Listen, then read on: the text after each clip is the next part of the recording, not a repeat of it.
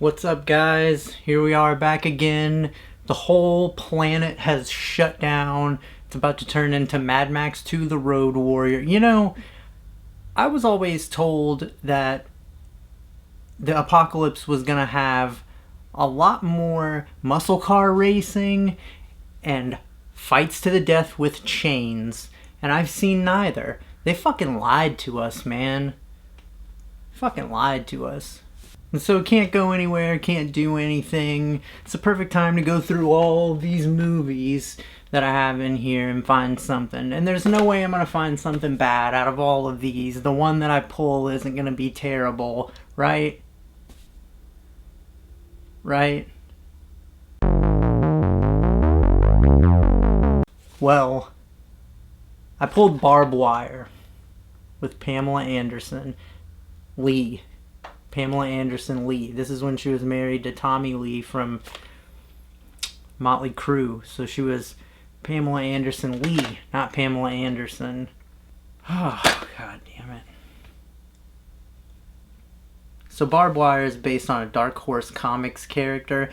I actually have one of the comics, I think like the first appearance, and I was tempted to go through it to see how the movie compared to the comic, but I just didn't feel like doing it, so I didn't. Plus, I wanted to see how this worked as a movie on its own, because to see a movie, you shouldn't have to be an expert on the comic book.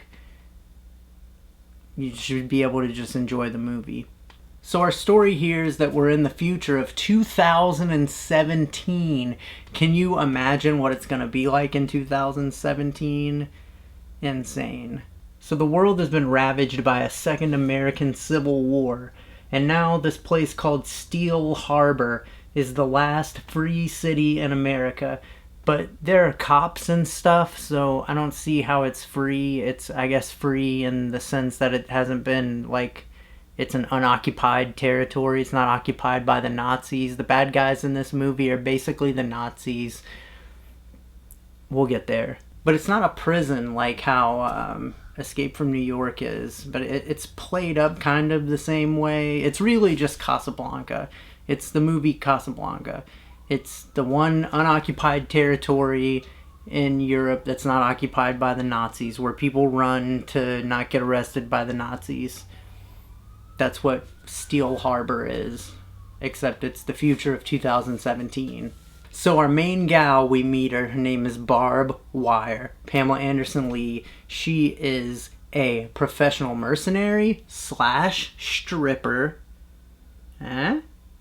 who owns a strip club that is basically the club from The Crow, Virtuosity, Mortal Kombat, The Matrix, or any movie made in the 90s that had a club in it playing industrial music. All in the mid-90s. Around like 95, everybody wanted to have a club that was blasting electronic, like, I don't know, is it because Nine Inch Nails, like the all of that shit, all of a sudden everybody had to have industrial metal blasting through the fucking walls. Like in Mortal Kombat, when they're in that industrial metal club and Sonya Blade shoots a guy with a shotgun and not a person moves, they all just keep dancing. Or Blade, the rave at the beginning of Blade. All of these are, like, just, if you've seen any of those, you've been inside of Barb Wire's club. So we get this opening, and I remember renting this as a kid, and the only thing, I don't remember anything about the movie except for this opening scene, because when you have Pamela Anderson Lee in a movie, how else are you going to start the movie except for a 3-minute long strip tease? Yes, that's right. Barb Wire, stripper / mercenary. We get full-on strip tease. That's all I remember about it from being a kid. I think what happened is I rented it and I turned it on, and my grandma walked in the room and saw Pamela Anderson's tits and turned it off and took it out of the VCR and wouldn't let me watch it. So maybe that's why I don't remember it. Although there's nothing really memorable about it, so maybe I did. I don't know. Who can say? There's also an unrated version of this, and I think that the unrated version has more nudity at the beginning, but there's still nudity at the beginning of this. But I don't know, it doesn't matter. I didn't care enough to really research that. So after Barb Wire gets done with her striptease, some hooligan is yelling at her, and she does this, takes her shoe off, throw, bam, right in the head, shoe to the head. Okay, that's pretty good. It's pretty good.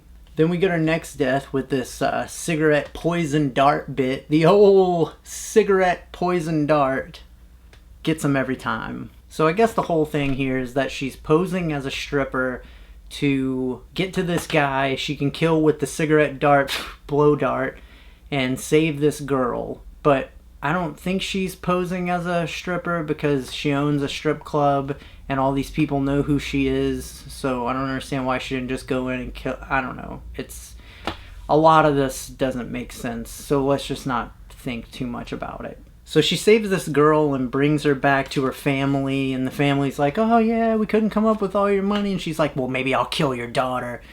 And it just extorts them out of their car, leaves them in the middle of nowhere. Cut the shit. Where's my money? Honey, pay this woman. I'm afraid there's been a slight problem. I could only come up with half the money. Half the money? Fine. I'll take half your daughter. Wait, I'm sure we can negotiate something. So I guess the thing here is that she's a badass, right? I take no prisoners, out for myself, badass. And this movie has some of the worst voiceover that I have ever heard. It's like Sin City if you imagine it being 1,000,000 times worse. I can't decide if it's poorly written or if it's just really, really, really poor delivery from Pamela Anderson. I think it's probably a mixture of both. It's like really bad delivery of lines that were already just mediocre. So it's just really terrible. It's worse than, you know, the narration in Blade Runner where Harrison Ford did it like to fuck off so that they wouldn't use it, and then they used it, and he's like, Sushi. That's what my ex-wife called me.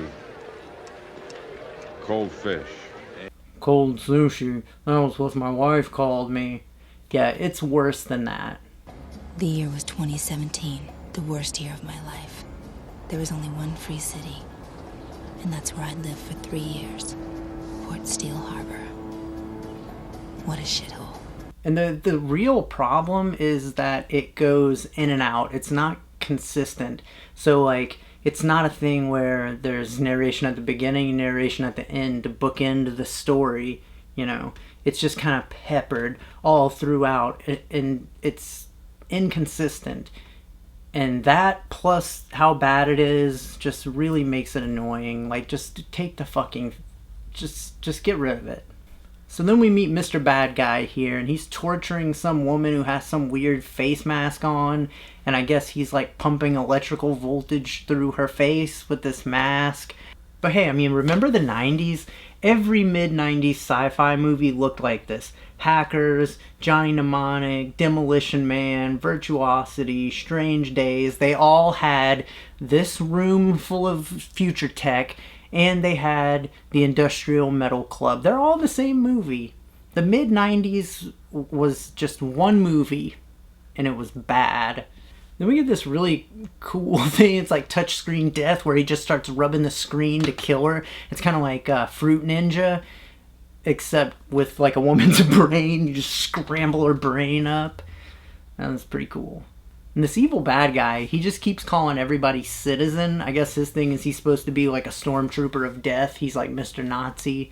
Her escape could jeopardize our strongest defensive action yet.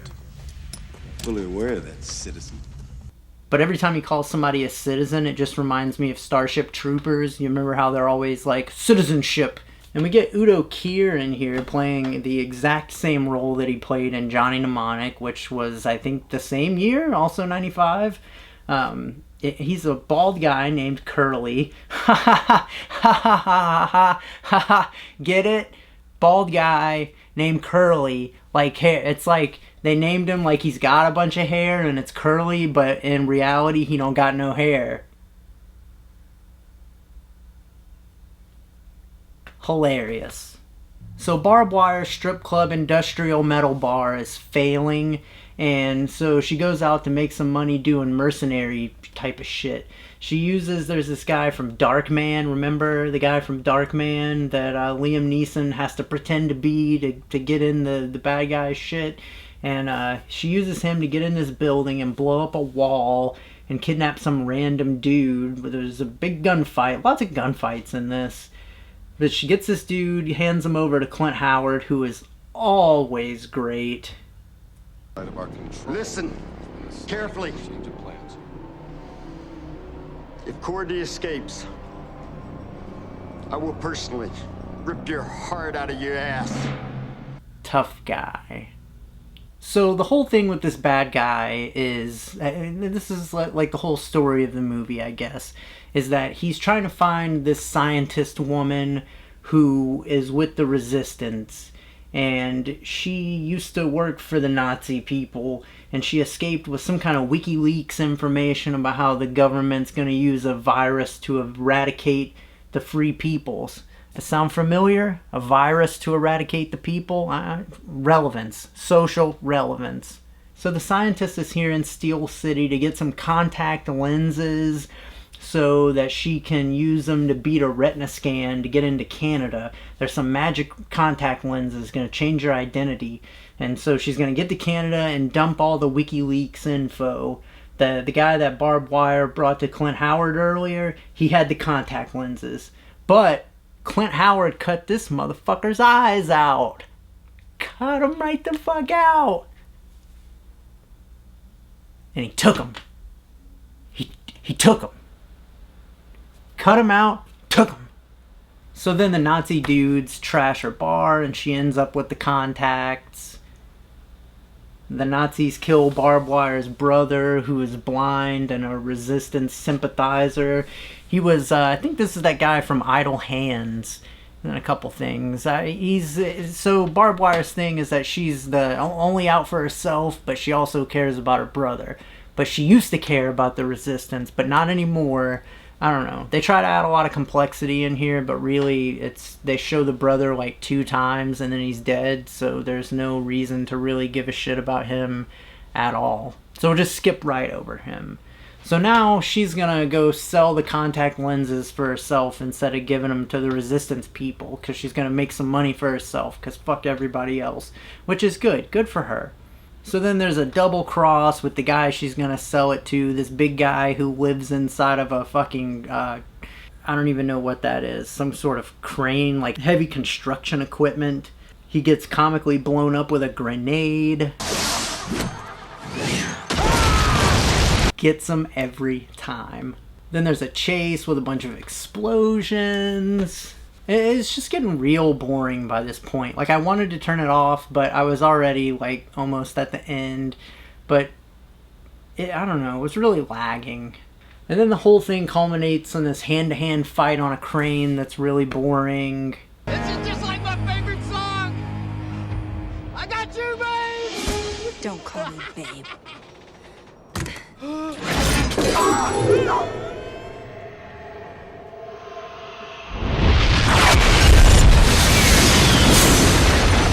And that's Barb Wire. This movie could have been really fun. It could have been like Tank Girl. It could have been really fun, but it's not campy enough, and it's like Pamela Anderson just falls so flat. Her acting is so dismal. I mean, as a 90s action comic book movie, it's on par with most other 90s action comic book movies, which is that they're all terrible. Every one of them. But I don't know. I mean, it wasn't god awful. It was okay. It was just boring. But that's like the worst thing it can be, is it's not even bad. It's just boring. Don't be boring. Be horrible. Don't be boring. If it's boring, it's just wasting my time. I mean, the action is okay. I mean, the story is okay, too. They stole it from Casablanca, which is one of the greatest films ever made. But I think that's a big part of the problem, is that they have this movie that needs to be like a campy, fun action movie, but they had this super serious plot that they stole from an incredibly serious movie. Like, they needed to have a movie that, like, the plot was just absolutely ridiculous, and then it would have worked. But it just doesn't. And then I saw this. Roger Ebert even went out of his way to talk about how he didn't like it, but it wasn't boring.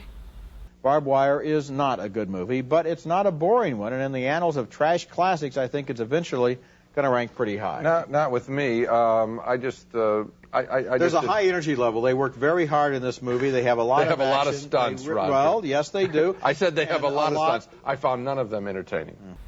What a fucking idiot, man.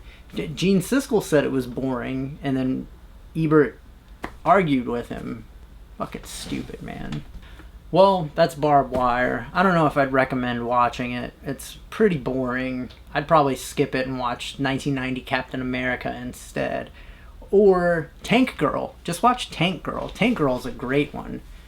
Tank Girl is just fun and campy. It's a great, like, female action comic book hero movie. That's what you should watch, and that's my recommendation of Barb Wire, the review. My recommendation of Barb Wire is skip it and go watch Tank Girl instead. Alright, guys. Well, thanks so much for watching. We're all stuck in here, you know, can't do anything. Fucking hockey's canceled. Can't watch hockey.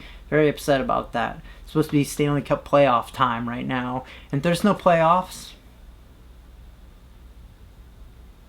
But at least I've got all these movies, and I've got you guys. So, but hopefully I'll have another one up soon. So go like and subscribe and all of that, and I will see you guys next time.